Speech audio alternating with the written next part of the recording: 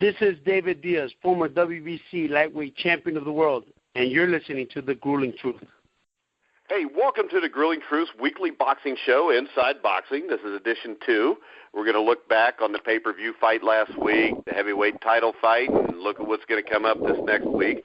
I'm your host, Mike Goodpaster. I want to welcome in my co-host, Jeremiah Preisser. Preisser, good to be here. Glad to be on.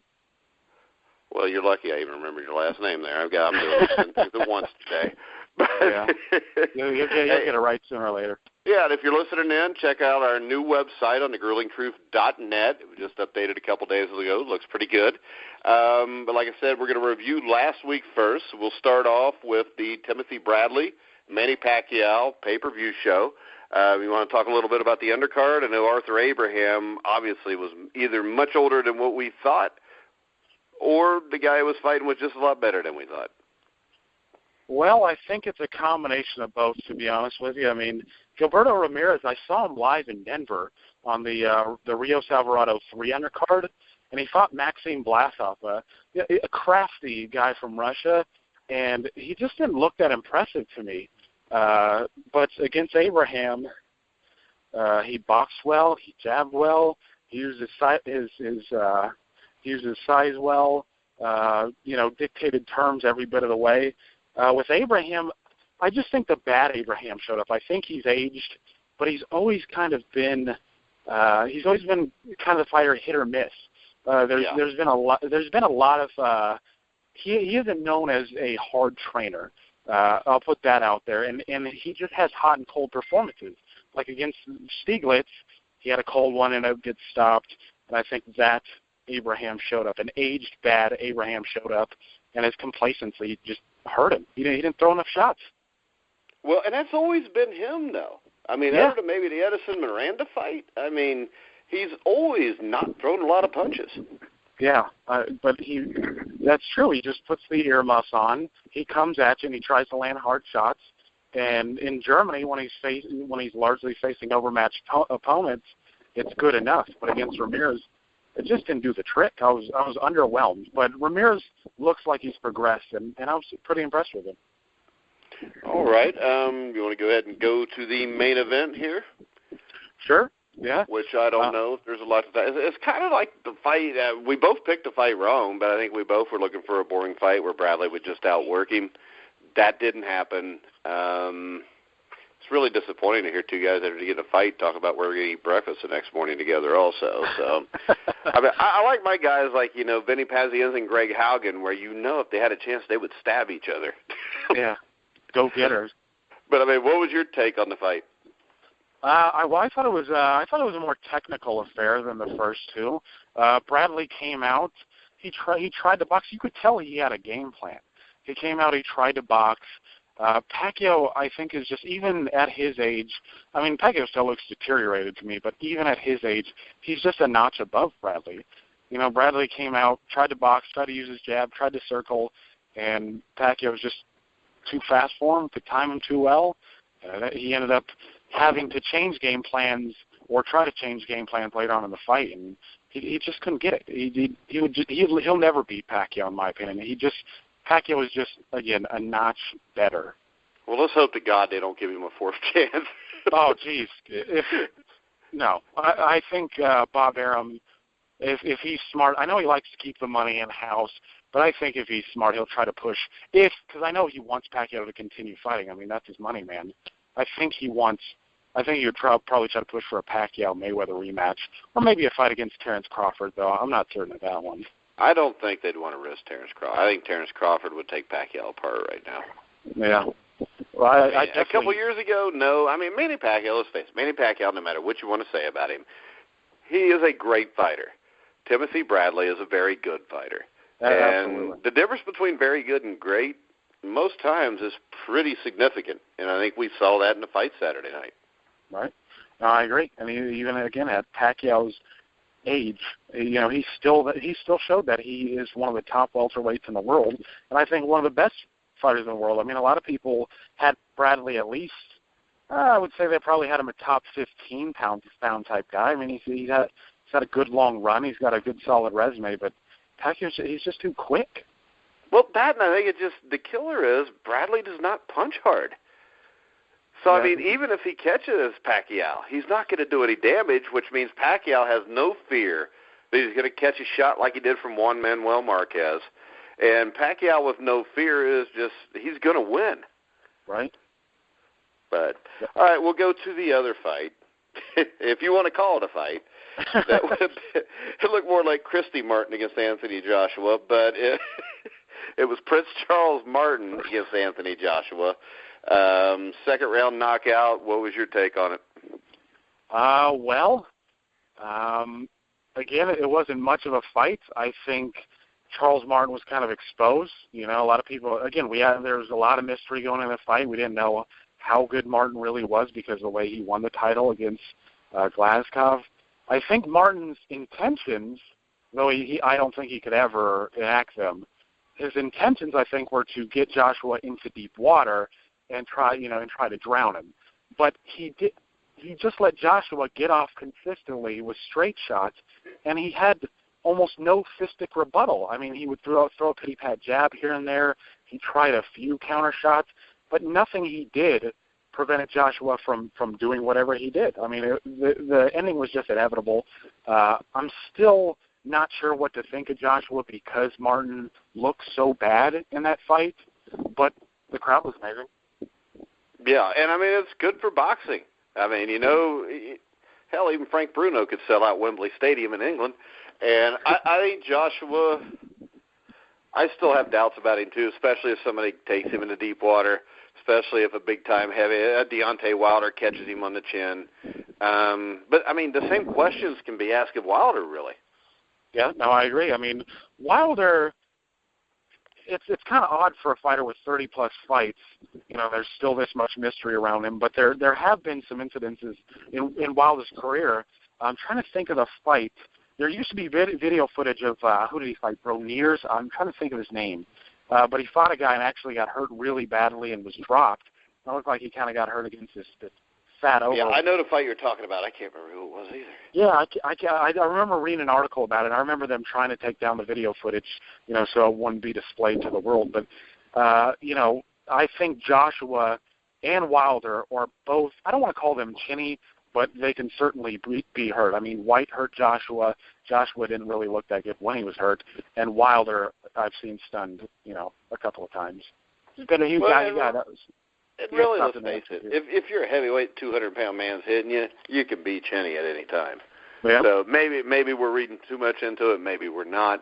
But yeah. I would really like to see him fight Wilder just because we don't know, and they both do look chinny, so that makes for about 3 or 4 minutes of really good action.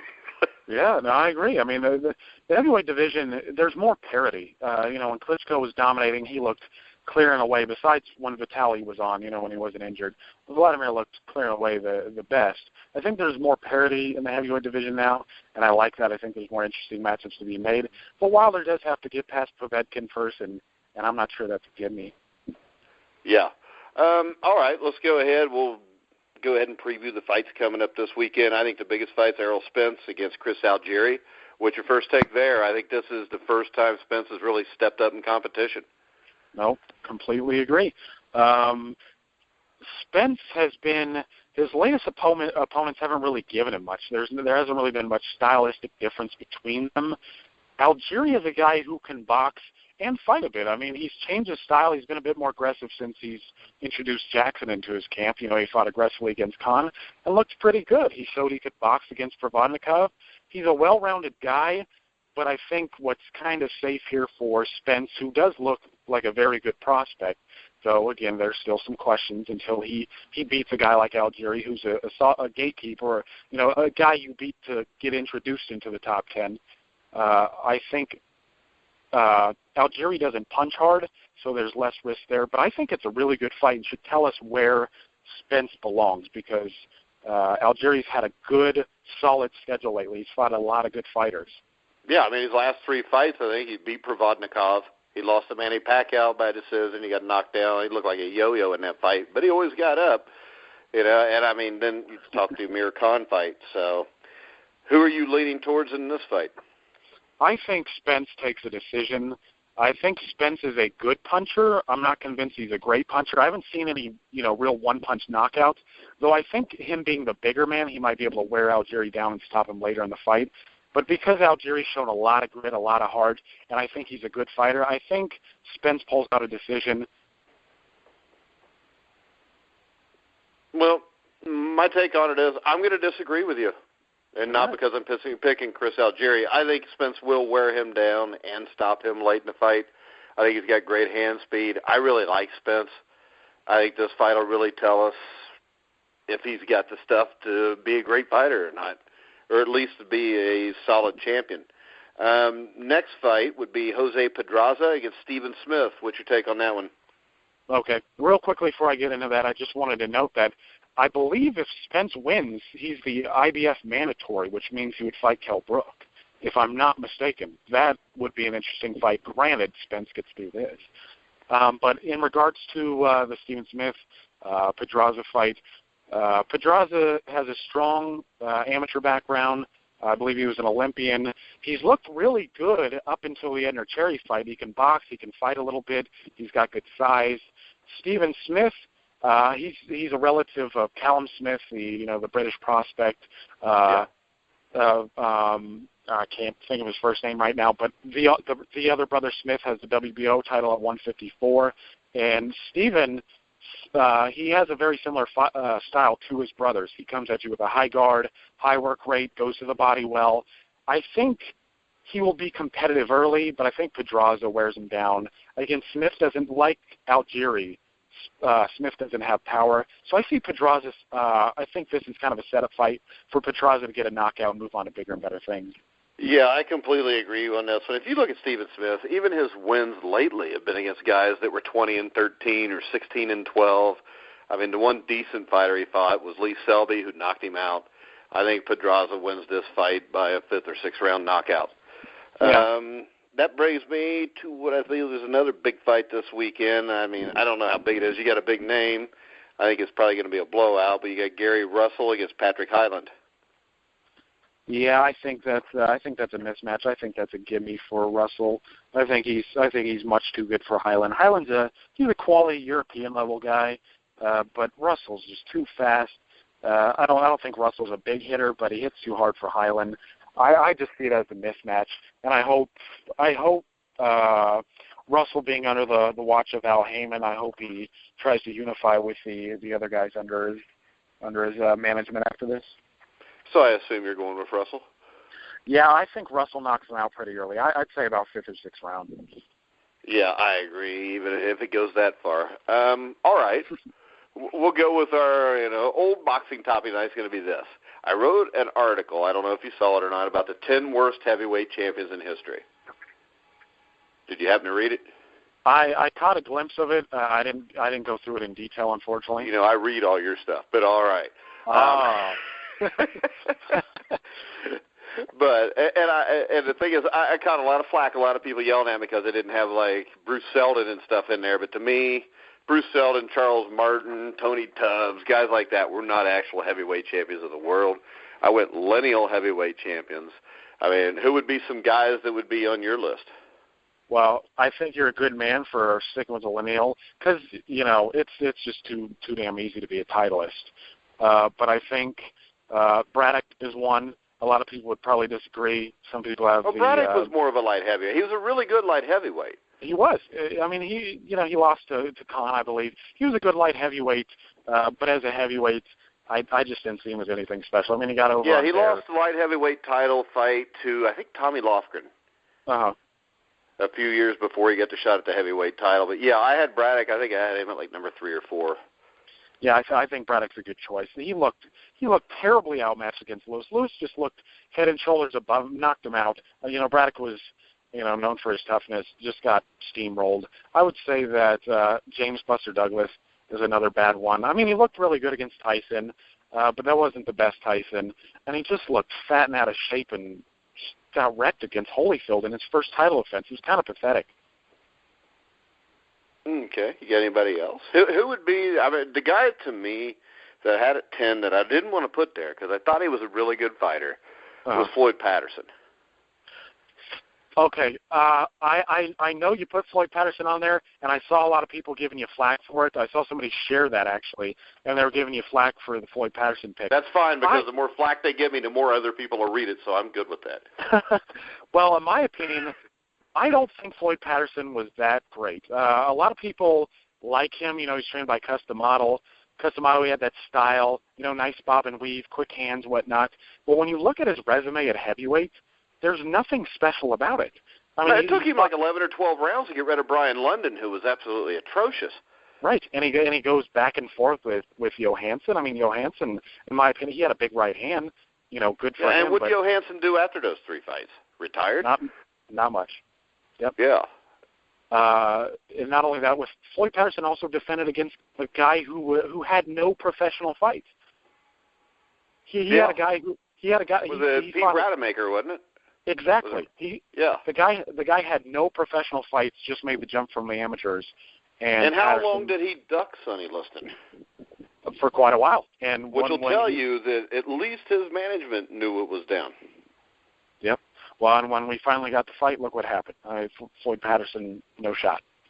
Yeah, he basically tapped out before the fight started. Yep, and then he gets a rematch. What happens? Same thing. Tapped out before the fight started. Stylistically, I like watching Patterson fight. Yeah, it's not that he's a bad fighter. If there would have been a cruiserweight division back then, he'd have been excellent. Yeah, or if he would have just got down to light heavyweight, he would have been great. But yeah, exactly. Now, the other one that caused a little controversy because he beat Muhammad Ali is my number 1 was Leon Spinks. What was your take on that? I think that's a great choice. I mean, he gets recognition because he beat a terribly faded Muhammad Ali, but he just did little. I mean, he had a strong amateur pedigree, you know, and that's part of the reason he got the fight. But he beat an old Ali, and aside from that, I mean, he gets beat in the rematch. If you look at him, the 7 fights before that, his 2 biggest fights were a draw against Scott Ledoux, which I've seen the fight. Ledoux, I think, won the fight. And then it took Alfio Righetti took him to distance for him to get the title shot. Yeah, it's a highly unimpressive resume. Not only that, when Spinks started, I mean, Spinks faded quickly. And I remember reading an article about a guy who fixed fights. And I can't think of the name right now. I wish I was right by my computer. But Leon Spinks was actually in a setup fight. He was supposed to roll over this guy and maybe get a fight against Larry Holmes. It was a setup, but they didn't pay the guy. They were just fought like, Holmes. Do you mean after the first fight that happened? No, it was meant to be a fight with Holmes in Tokyo. It was when Spinks was making I don't know if I'd call it a comeback, but he was sort of making a comeback. This was after. What, you talking around mid-'80s or something? Yeah. Okay. Because, this is the thing. I wrote the story about Tex Cobb. Uh-huh. Tex Cobb and Leon Spinks are kind of intertwined with that story. I can't remember the guy's name right now, but Tex Cobb got in trouble because there was he had like an 11 or 12 fight win streak in the late 80s. One of those wins was against Leon Spinks, which I actually had the video of it. It's actually an entertaining fight. It looks like a couple guys at a bar that can both take a punch. But I mean, the interesting thing there is I think it was the same promoter that there was questions about 5 or 6 of the Cobb fights. I don't know if the fight with Spinks was one of them or not, but there was questions on whether those fights were legit or not. Yeah, well, and in a sport like boxing, as much as I love it, nothing surprises me. But I'm trying to think anything can be fixed. Oh, yeah. Yep. I mean, the biggest of fights. So actually, I mean, if you look at his career, you had to draw with Eddie Lopez. He did knock out Alfredo Evangelista, but pretty much everybody did. Yeah. Bernardo Mercado, but that's no big deal. And then, of course, Holmes destroyed him. So for everybody that thought I was wrong, Jeremiah agrees with me. So yep, sorry, folks. And the other article this week was the top 10 cruiserweights of all time. I don't think there's any doubt who number 1 is there, is there? No, it's Holyfield. I don't know who else it could be. I mean, most people would put De Leon second, right? And Holyfield is just, he's clear away. I mean, he won his title in his 12th fight, I believe? Yeah, and that was a war against Dwight Muhammad Qawi on ABC Sports. It was one of the last afternoon fights they had for a while. Yeah, and what an incredible fight to have in your 12th professional bout. But, Holyfield is clearing away the number one guy, in my opinion. We've got coming up, it looks like, I think the week after this, you got Gennady Golovkin's fighting, correct? Yep, he's fighting Dominic Wade. You know anything about Wade? I saw Wade fight Sam Sullivan, the only fight I've seen him in. I saw him fight an aged Sam Sullivan, and I honestly thought he lost the fight. Well, Sam Sullivan's a tough dude. At almost every fight you see him fight in, it looks like he won, but he ends up losing. It's true. Sam Sullivan he's a real awkward guy. He's an awkward stylist type fighter. Where he has high volume. He knows all the inner workings of infighting and backing away at the right times. He's got distance going. But against Wade, he was 43, 44, and he looked like he outworked Wade. It was just kind of I don't know if it was a flat performance from Wade, because that's the only fight I've seen from him. And I know Sullivan's a tricky guy, but that was, Sullivan was brought in as a stepping stone for Wade, and Wade just looked unimpressive to me. I think Golovkin's going to cream this guy. Yeah, and let's face it. I mean, it's not like HBO is going to throw him in against somebody that has a legitimate chance if they really think there's a chance he's fighting Andre Ward in November. Right. Oh, you mean, are you referring to Sergey? Yeah, you know. You mean Canelo Alvarez? Yeah, that's what I meant. All right, yeah. We can edit that, but we'll leave it in to show that I'm human. They're both taking, stay busy fights. Alvarez is taking, he's huge. He's fighting Khan. He's going to be far bigger than Khan. It's just a stay busy fight with a name opponent. Golovkin, he tried to get other guys before Dominic Wade. I mean, a lot of people are giving Golovkin shit for fighting Dominic Wade. I guess he's ranked, according to the organizations, in the top 10. I guess he was in the top 10 according to Transnational for a little bit. I don't think he's any longer. People are giving Golovkin shit about it. I don't think it's proper, though, because Golovkin tried to get Billy Joe Saunders, another title in the division. Well, Saunders turned that fight down. Golovkin then made his second choice in Torreno Johnson, who was supposed to be the IBF mandatory. And, that fell through because Johnson got an injury, and now he's stuck with Wade. I mean, it is what it is. Let's face it, he's pretty much cleaned the division out over the last 2.5 years. Yeah. Aside from the Al Heyman guys like Peter Quillen, who just got knocked out by Danny Jacobs anyways, but besides Jacobs and Alvarez, those are the only two guys remaining who us fans have an interest in. And he's doing his best to get Alvarez, who is the lineal champion of the division. He's doing his best. It's these guys are playing hot potato. They're playing keep away from him. He'll get it, hopefully. Well, they're really going to try to stay away from him if he whips up on Alvarez. Oh yeah. If he beats Alvarez convincingly, which I personally think he would do, I think he rolls over Alvarez, in my opinion. He's just too technical, higher work rate. Yeah, I just don't think Alvarez is as great as people say he is. No, I think Alvarez is a good fighter. But not what they make him out to be. No. Well, and he's a big selling point. I mean, Golden Boy could milk him for lots of money because of the way he looks, because of the way he fights. But he's when he was coming up, he fought a lot of old fighters, a lot of guys he was way bigger than him. Mosley was, really a welterweight. Baldomir. Yeah, Kermit Centron was a welterweight. Right. Yeah, he fought a lot of guys he was much bigger than, and he's continuing that trend. And I like Alvarez. I don't think he's a bad dude, but I don't like the way he's handling himself at middleweight. Ever say he hasn't made middleweights, it will be 3 years come September. I mean, he's fought Angulo, who looked faded. He fought Lara, which was a good fight, but the way he's handled himself since he won the title, I just don't like it. But I hope he gives Golovkin a chance. Yeah, and the question is he handling himself like that because that's what he wants to do, or is he doing it because Golden Boy wants to do it? Yeah, sometimes it's hard to say. I do think Golden Boy has a lot. I do think Golden Boy has a lot to do with it, especially, De La Hoya. I think maybe. Yeah, but he's a big enough star now to demand things too. Oh yeah, but he can't demand. What seems to be the selling point is this 155 nonsense where, Canelo wants a catch weight and Golovkin doesn't want to budge. Well, according to the WBC's rules, since Golovkin is a mandatory, Canelo cannot demand a catch weight from Golovkin. Yeah, and let's face it, it's not the middleweight championship of the world for fighting at 155. Right.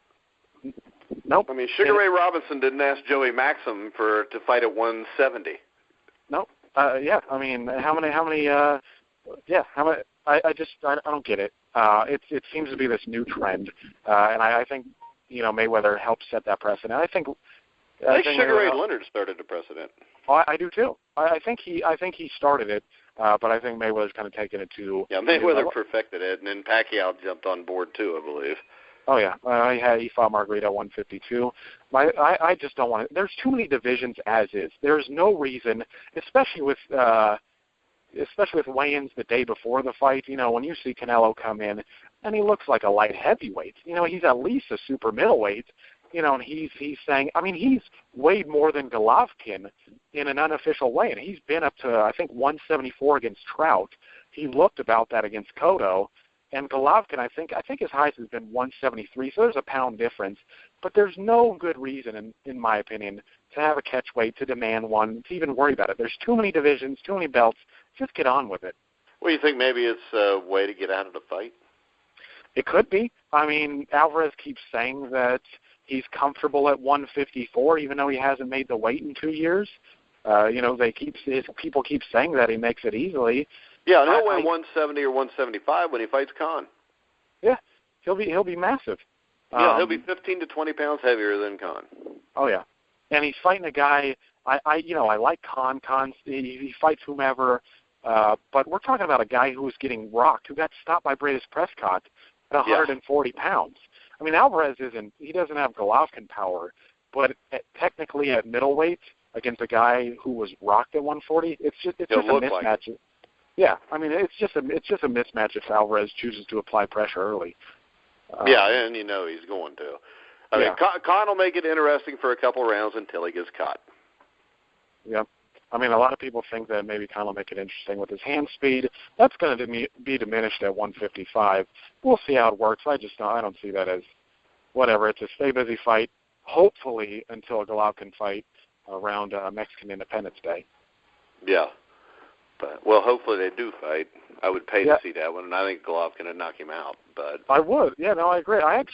I'm hoping that it comes off, not only because that's really what should happen. Golovkin has been pressing, trying to, be the man at middleweight, and again, everybody's playing keep away. But it's not only a good fight for the fans, but it's a good fight. It's a good fight because they'll probably host it at AT&T Stadium in Dallas, Texas, and there'll be 100,000 people. I guarantee they'll sell 50,000, 60,000 tickets. If Canelo can they'll sell more than that for Alvarez, or they'll sell more than that for that fight, I believe. Oh yeah, absolutely. If they can do 40,000 with Canelo against Kirkland, they would do much more than that against Golovkin. And as a fan, I'll take a trip down to Dallas. The stadiums don't seem to price gouge like the casinos do. So I would certainly make the trip down there to see that. You're not going to price gouge it there because you got 100,000 seats you can fill up. Right. Casino, you got 15,000, 20,000. Right. There's not even 20 anymore, too many of them. But, well, I'm not taking a trip down there. You must make a lot more money than I do. But no, I probably don't, but I can see a lot better on my HD 4K Ultra new TV I got. So, and the beer doesn't cost near as much. I can, and within the comfort of your own home. And I was going to say I could just yell at my wife, "Hey, go get me a beer," so it'd just be like the guy bringing it to you. You didn't have to pay for it, but let's face it, she could tell me to get up off my ass and get it myself. So, you got to do what you got to do. Plus, my dog can watch it with me that way, so that works out better too. So, doesn't sound like a bad plan. But hey, I want to remind everybody to check out thegrillingtruth.net. Check us out on iTunes, Spreaker. We just got a request from TuneIn. They're going to put us on TuneIn coming up here within the next week or two. Make sure you check all that out. Check out all our shows from The Real Deal with Josh Benjamin, the NFL Legends Show, which yesterday we had Roman Gabriel Former 1969 NFL MVP, 1973 Comeback Player of the Year. Just got confirmation that tomorrow we'll have Rich Tombstone Jackson, the great Denver Bronco from the late 60s, early 70s. So make sure you check all those shows out also. Jeremiah, you got any final words? Yep, just a quick note. On the undercard of Pacquiao-Bradley, there was a local fighter by the name of Manny Perez who fought the Golden Boys prospect Ramirez. I just want to say, congratulations to him. He didn't win the fight. He fought his heart out. He did the best he could. He's exciting, and good luck to him in the future. That sounds like you know him. Well, I don't know him personally, but I know a lot of boxing guys here locally in Colorado who who love the guy. He seems like a good, honest guy. Fights his heart out, takes the best of the best, and you can't ask much more from the guy. All right. Well, hopefully he'll get another shot like that in the future and capitalize on it. Hopefully. All right. So make sure you check us out next week when we will preview the Gennady Golovkin fight and review this week's action also. So for Jeremiah Preisser, I'm Mike Goodpaster. You've been listening to The Grueling Truth, where the legends speak.